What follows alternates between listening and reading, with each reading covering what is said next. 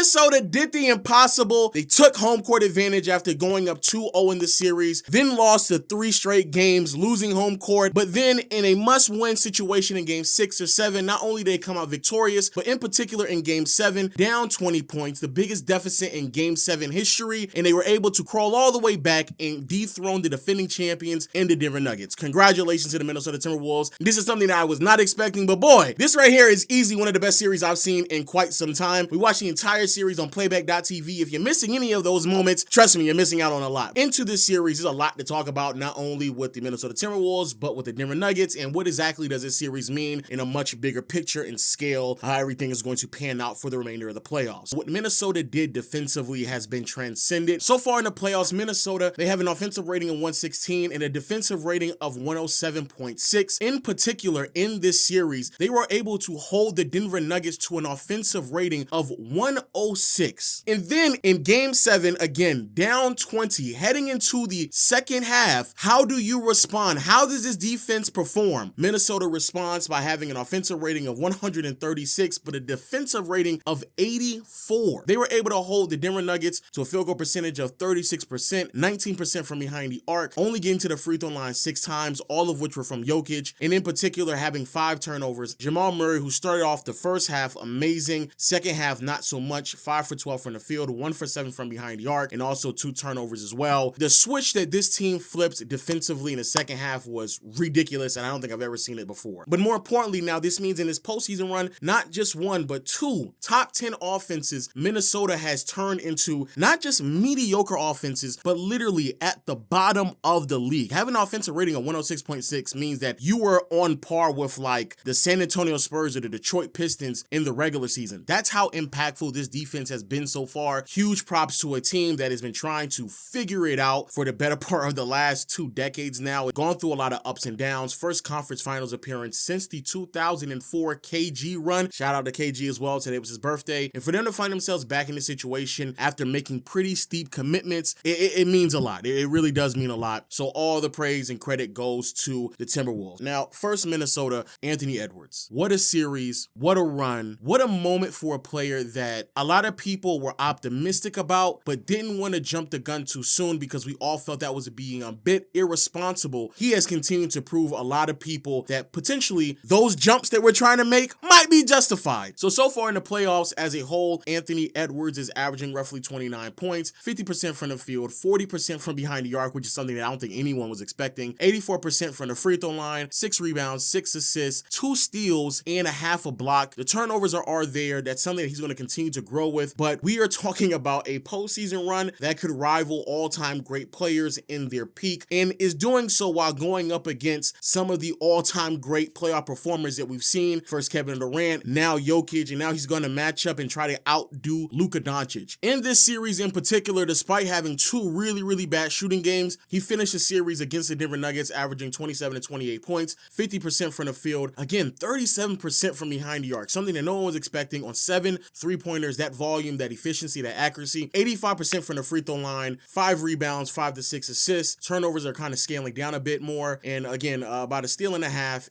a block. Performance has been great across the board. The numbers really don't do him justice, especially defensively, however, because, bro, Ant gets after it defensively. It's actually very refreshing to see a player who is supposed to be the engine or the best offensive weapon potentially also give you effort on the defensive side of the floor. Picked up Jamal Murray in the second half because McDaniels is in foul trouble, and again, even with a bad shooting night, can still have a lasting impact because of his defensive prowess. Was really forcing Jamal Murray in very tough situations, fighting over Jokic screens, and just was active from start to finish. It's just great to see players play like this once more. I might not have seen a player more valuable than Anthony Edwards to an organization probably since Steph Curry. Shout out to Giannis. What he does to that Bucks team is amazing. Shout out to Luka. Shout out to Denver with Jokic, etc. But Anthony Edwards is turning around one of the most abysmal franchises in all of sports. Let me remind people that this is an organization that was going on a decade drought of not making the postseason. Even when they did start making the playoffs, made decisions with some of the personnel that effectively put them back out of the playoffs. And now we're talking about a 22-year-old who is given the responsibility to lead a ball club, and he's doing it with grace. He's doing it with a level of charisma that is infectious, even when I watch him from a TV screen. And he's doing it with a level of wisdom and maturity maturity that is well beyond him being 22 years old. And you can easily see the confidence that is exuding with a lot of other players on this team, in particular Karl-Anthony Towns. And that is something that is very, very important to an organization where, if we're being honest with ourselves, there is no championship pedigree on this team. This is a team that's trying to figure out on the fly, an organization that's also trying to figure it out on the fly. And they effectively told Anthony Edwards, we're making a gamble, we're trading for Rudy Gobert, and we need you to step up to the plate and be this player sooner than later. And he's stepping up to the plate and he's doing what he needs to do. In a much broader scale, as we continue to have this conversation about face of the franchise, face of the league, what exactly does this mean? You feel it, right? Like, everybody knows what we're all discussing right now, and that is Anthony Edwards being the face of the NBA, in large part because I think a lot of people don't want to give it to Europeans, but also, to be fair to them, Jokic, Luka, and even Giannis to an extent, they just don't have the personality to be the face of the league, and that's fine. Anthony Edwards, he has that. He is able to really bring an audience in that I think is going to enjoy loving basketball, young and old. There's already like multiple tweets talking about him, comparing him to Michael Jordan and Kobe Bryant, and it's crazy. He's consistently putting up 30 balls in the playoffs so far. Anthony Edwards already has 10 30-point games, putting him in the same conversation with Kobe Bryant, Amar'e Stoudemire, and LeBron James for the most 30-point games for a player who was 22 years or younger. I'm happy he's taking advantage of the opportunity. I'm happy he's taking it serious. He's stepping up to the plate, and he's being the player that many of us expected him to be. Speaking of which, shout out to bareface.com. Make sure you go get your Anthony Edwards merchandise. They have crazy selections, and in particular, the whole lineage of MJ and Kobe and Anthony Edwards. Make sure you go check that out. And even if you're not an Anthony Edwards fan, there's a bunch of other great selections over at bareface.com. Shout out to Anthony Edwards. All the respect and love to you. Now, next pair, I have to highlight Karl-Anthony Towns. I talked about this in the other video on how exactly the Timberwolves can still win this series, and I talked about how Towns is like one of the biggest X factors I think I've ever witnessed in my entire lifetime. This series, he was, again, a major X factor. He was able to stay out there on the floor consistently. In Game 7 in particular, he had really, really big moments. Finished tonight with 23 points, 12 rebounds, 2 assists, 2 steals, and a block. Shot 57% from the field. 1 for 6 from behind the arc wasn't the greatest, but the most important thing is that 5 fouls, found a way to still stay on the floor. A player who provides a layer of offense that is really hard for a lot of other teams to defend and compete with, while still being able to be an active defender, while being on the floor as much as possible. Towns has effectively now been in not 1, but 2 series where he has been the initial defender on some of the greatest offensive players in the NBA. First it was KD, now it was Jokic as Rudy Gobert played backline help. I think Jokic did a much better job of getting Towns in foul trouble, but more or less, from a player that I thought was going to be really, really bad in these type of series, he's been exceeding my expectations in those regards. And even beyond Game 7, he was averaging 18 and 19 points, 51% from the field, 39% from behind the arc, 79% from the charity stripe, gave you 9 rebounds, 3 assists with the steal, only turned the ball over 2 times a game, something else that I thought was going to be very, very interesting. I have to say, he's been challenged not once, but twice, and it's actually worked out completely fine with him. He's been able to stay on the floor, in my opinion, in 2 series where he's going to be the most challenging. He's going to have some challenges as well in that series where Luka loves the mismatch hunt. I think his ability to just stay on the floor has really been the difference maker for this team. I have to give all the credit in the world for him. Love me some zesty Towns. And then finally, Rudy Gobert. I'm actually pretty disappointed in how the NBA community responded and reacted to Rudy Gobert after Game 5. I am someone who believes that the dialogue in the NBA community is shifting in a much, much more intelligent fashion where we don't have to run to hot takes for us to discourage and belittle a player, especially when we all know the nuances of the game is way bigger than, oh, you just gotta just go get a stop and da-da-da-da. The person that really, I do mean really disappointed me was Draymond. Draymond Green running around talking about new media, when you sounded like old media. And I get it. You and Rudy Gobert, you all have a history. You couldn't keep your hands to yourself early on this year. Ironically enough, it actually ended up hurting your team. All that talking you was doing on TNT, you look so fucking dumb, my nigga. You look so stupid on TV yapping about what a man is doing in a postseason when you cost your team postseason. I can't. Rudy Gobert. Fade away in, I think, in the 3rd or 4th quarter. That was ridiculous. I lost my mind. Throughout the entire series, Gobert gave us 10 points, 10, 11 rebounds, 2 assists, 2 turnovers, and a block. And unfortunately, those numbers just don't do him justice at all, because there's a reason why this defense looks as good as it does, and it's because everyone on the team feels much more comfortable defending their man knowing that they're going to constantly have backline help. Gobert in this series and in the first series, being able to be a rim protector, being able to defend in space, being able to be a deterrent is something that should be talked about more often, and it's the reason why he won DPOY. And this entire series where effectively Gobert was the second primary defender on Jokic, he was able to hold him to a field goal percentage of 52.3%. Now that sounds crazy, but if you remove the one game where Jokic went 8 for 9 on Gobert, the game, I believe game 5, where he went crazy and everybody just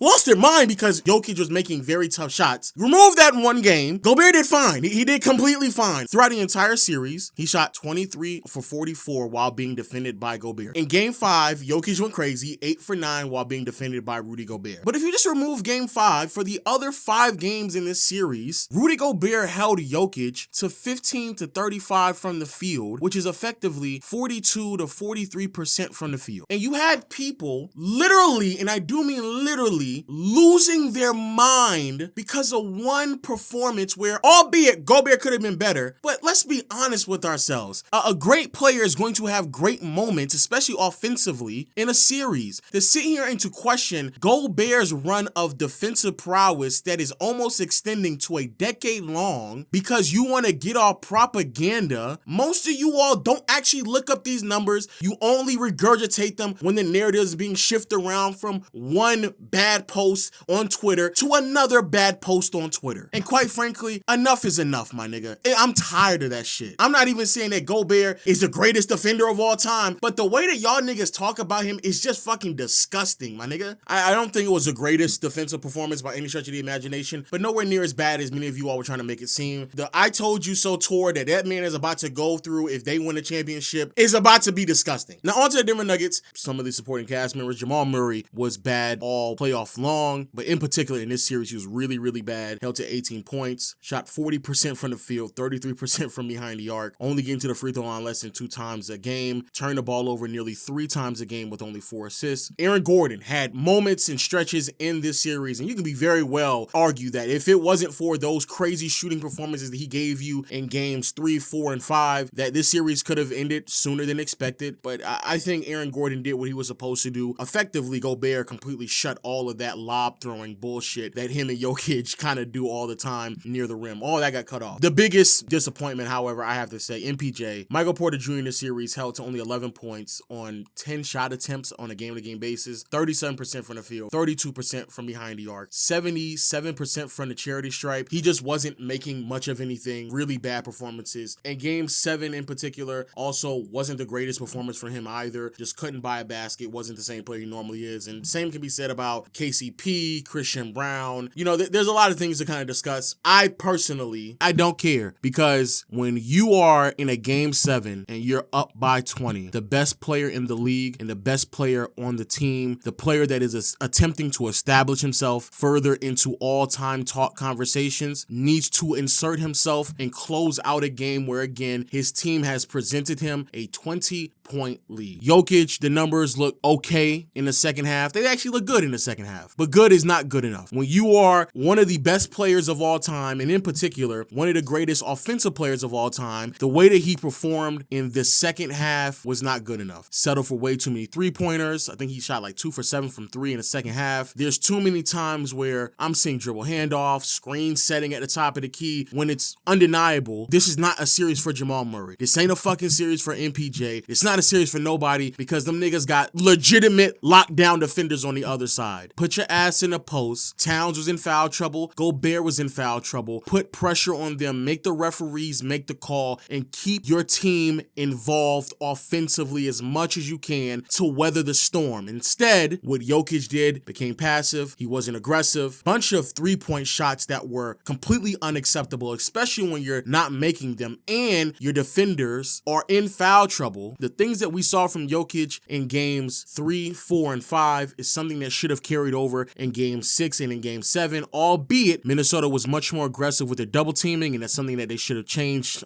a long time ago. And instead of Jokic kind of inserting himself, he just lost it and just didn't have a really, really good moment. Now, well, what does this mean for him being an all-time and great offensive player? I've told you all many a times before, I'm gonna say it again. My opinion on a player, especially when I have a 4-year sample size of them, him isn't going to change because of one series. Every all-time great offensive player against all-time great defenses, especially those that are catered to defend that all-time great offensive player, they all struggle. I think that Jordan in many regards has that innate ability to understand the moment and grasp it and dominate in it, something that LeBron struggled with early on in his career, but he started to pick that up in his Miami years and really picked it up and later on in his Cleveland years when he understood that, like, I'm the best scorer, facilitator, shooter, like I just have to organize his entire offense and he had no other choice but to be that. It's something that for sure can certainly separate Jokic from other players, but I still think the skill set of who Jokic is as an offensive weapon still stands packed. Like I still don't see too many weaknesses outside of, I guess, that innate ability or a mentality to understand the moment. He still was really great. He still was creating open opportunities. He still looked really good in terms of like passing and playmaking. The turnovers were there because, again, I think that he didn't initiate himself more aggressively closer to the basket. So when they were doubling him, it was harder for him to make certain reads. But those are all things that you kind of have to expect from an all-time great player when you're going up against an all-time great defense. Now, before I wrap up this video, I do want to say this because I see a bunch of people online talking about, what should they do? Should they need to do this? Should they need that? Oh my God, they need to add this player and that player. What trades are you going to make in it? I think one of the worst things that has happened to the NBA over the last decade is that we have gotten accustomed to teams making just ridiculous trades to try to get better instead of just holding certain players accountable and teams accountable and coaching accountable and just say, hey, you lost, learn from it and get better. This team was good enough to win a championship last year. They were good enough to be almost a first seed this year. They were good enough for Jokic to win MVP. Just get better. MPJ, get better. Aaron Gordon, get better. Jamal Murray, get better. And Jokic, get better. That shit I saw from Jokic in this series defensively, egregious. And I will say this, another thing I really love about the outcome of this, parity is at an all-time high. I know people are going to sit here and say, oh, well, low, technically speaking, the TV ratings, but TV ratings aside, as an NBA fan, I love this. We're not getting the same teams over and over and over again going back to the finals because, in my opinion, it makes for great drama. It makes for great TV. It makes for a really great experience. It makes for great basketball and evolving into what, again, I think just makes players better. I do feel like a lot of people jump out the window, and I think this is probably actually a big problem with Boston right now. Why people kind of hesitant with them is because everybody's like, oh, they lost, and we gotta get a point guard. Then they got Kyrie. Oh, they lost again. We gotta get another point guard who's a better leader. And then they got Kemba. Oh, that didn't work out. We gotta get more defense. And they got Derek White. And now we gotta get Drew Holiday. And then we gotta get Porzingis. And then here we are, this deep into Tatum and Brown's career. And instead of just saying, hey, we've given you all so much talent, you all just have to improve as players. Instead of doing that, they just keep adding more and more talent. And to be fair to the front office, that's what they're supposed to do. But at the end of the day, I don't think it's too much to just ask of players to get better. Shout out to Jaden McDaniels. I was going to talk about him, but having that type of a small forward, that type of a wing presence that you can go out and throw on somebody and then give you some value on the other side of the floor, because everybody was wondering, hey, is J-Mac going to be able to play, or he going to get played off the floor? Answered the call. He got better. He took the challenge and he provided the evidence that, no, I really am that guy. And having that type of athleticism, that type of length, and quite honestly, I think that's where the league is going anyway. That's the reason why I say this team is going to win a championship. I truly believe it. Great series, hell of a series, amazing series. Shout out to everybody I touched upon and everything like that, et cetera, et cetera. But yo, let me know your thoughts in the comment section below. And until next time, I'll see you all later. Peace.